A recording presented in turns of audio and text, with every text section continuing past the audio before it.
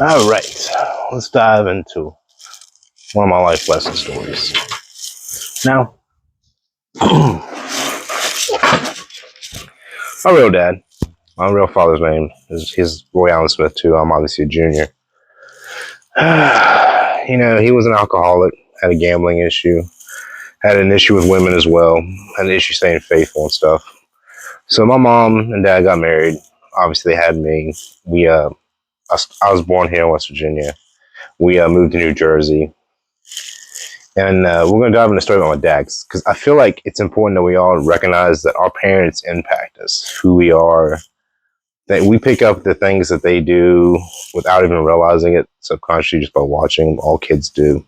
So when I'm around kids, I try to watch my language, and I'm always trying to put out a good image. So if they are paying attention, because they always are, it'll be good positives. But we're going to dive into my dad because he had a lot of bad traits.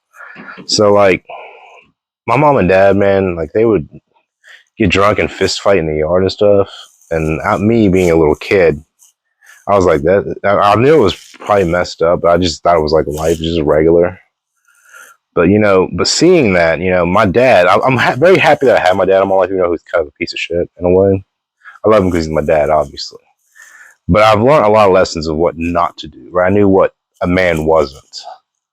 See, a lot of people, they may not even have a dad to get, whether it be a good dad or a bad dad, you don't have an example either way if you don't have one in your life. And that's an unfortunate reality for a lot of people, unfortunately.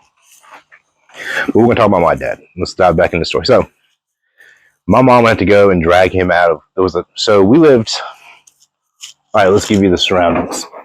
So we lived in kind of like a project situation because it was New Jersey. It was right before the bridge to New York. And we had 4 buildings, and they had double fences around the 4 buildings. So the kids could play from all 4 buildings would play within this field, basically. And the double fences was to stop any kind of stray rounds from coming through it, the fence, because it was not the best part of town.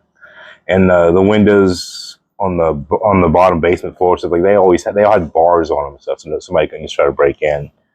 And that was the kind of neighborhood that I was kind of raised in. But life was great. I didn't really care. But watching my mom have to go because my mom would be having to go get my dad. She's working, he's working, I'm guessing. I don't really know. I remember my dad working much. My mom was a workaholic. And we're going to dive in and talk about her here in probably a few minutes. Let's get with my dad. My mom taught me work ethic, and that's where my work ethic comes from. But we'll dive in that story in a little bit. But back to my dad. So mom would go down. So we live here. There's these 4 apartment buildings. Kids play in here. Double arms fence so the rounds can't get through. You go down the end of the street, there was a topless bar. And then obviously across the way was an arcade. It was like a bowling alley arcade bar. It was across the way. But my dad was always in the topless bar. So we'd go there. Mom would take me because obviously, she had to. And she'd be like, Roy, put your eyes down. Don't look. And she'd say that before we went in the door. So, and when you go into so envision this being the door. This is the door. So you go in, the topless bar set up like this. So you have the bar. You have a gambling part with some gambling machines over here, and you have chairs and seating here for if you want to sit down, have a drink, grab a snack, whatever. So I would have my eyes down. We'd come in, walk straight over, and my mom would put my back facing the bar over here. And some of the ladies that worked there, they were so used to seeing me, oh, how you doing, little Roy? And they would come sit down, and then the girls would talk to me and distract me while mom and dad were arguing, which obviously I still heard. But I appreciate them because, ladies are trying to do what they could, it was a messed up situation. And my dad would gamble. There was these machines you would gamble, throw money in, Kiko, whatever it was. And he would gamble money away. My mom had to hide money to keep money just to buy food. He was kind of a piece of shit in general. And he was an alcoholic on top of it. And he was fine until he started drinking. And that's obviously when it got crazy, like most alcoholics. But, seeing that as a kid, it impacted me, obviously. Because one of 2 things happens in life when you see what your parents are doing, good or bad. You either imitate it or you learn from it. Now, I've always tried to learn from people's mistakes. So my dad gave me the perfect example of what not to be. But he also made me mad because I knew what my mom went through, emotional, etc. And it made me so mad. So I kind of hated my dad somewhat, but I still love him because he's my dad. But because of his actions and the way he was, I vowed to be 110 times the man he ever was. So it gave me a driving force to be the best version of myself, if you will, that I could. And that kind of helped me at a young age by seeing that. My mom, like, we'll dive into my mom's story later about her working 2 or 3 jobs to support me. And we'll get into that story in a little bit. But this story's about the dad. So obviously my dad, my mom, they break up after all the chaos and crazy of watching them fight, argue, yell, etc., and him act stupid. And he got a new girlfriend. And when I get to see my dad like every other weekend, which is in here's how we got to that. So first off, we go to court.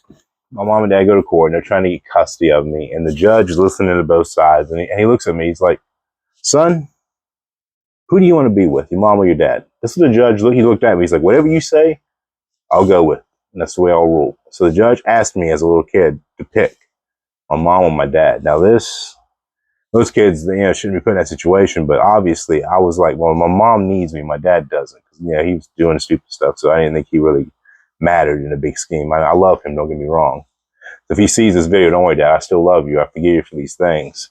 But it's important for people to understand that just because you don't come up from a great background doesn't mean you're going to be like a bad person. You can turn out good no matter what kind of situation you're brought up into.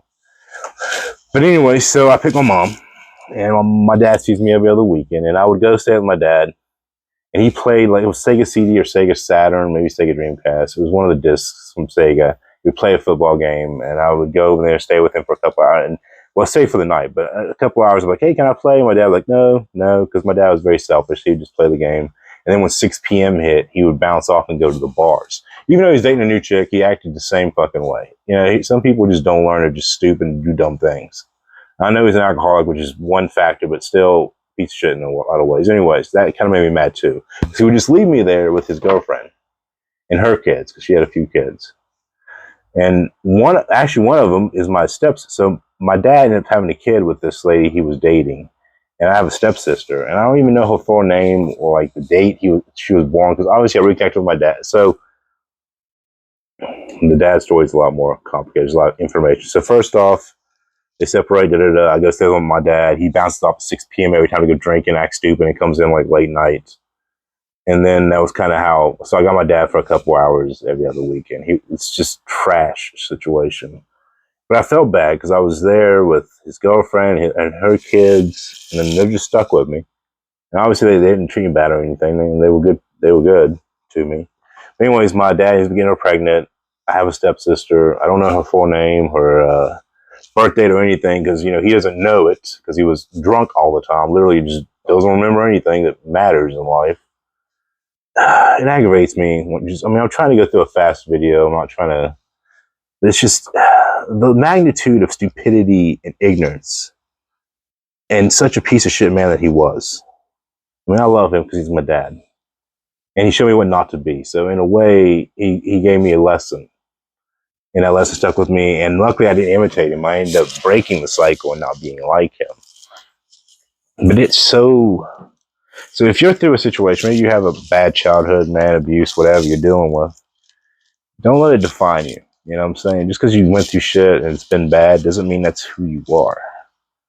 You have every chance in the world to break the cycles that you are born into. You will see it. You will have to break the cycle. You'll have an uphill fight, maybe. I know it's I'm just rattling through the story real fast, but I just wanted to emphasize that not everybody has a great history with one parent or the other, or maybe both. And don't let that define you. Don't be like them.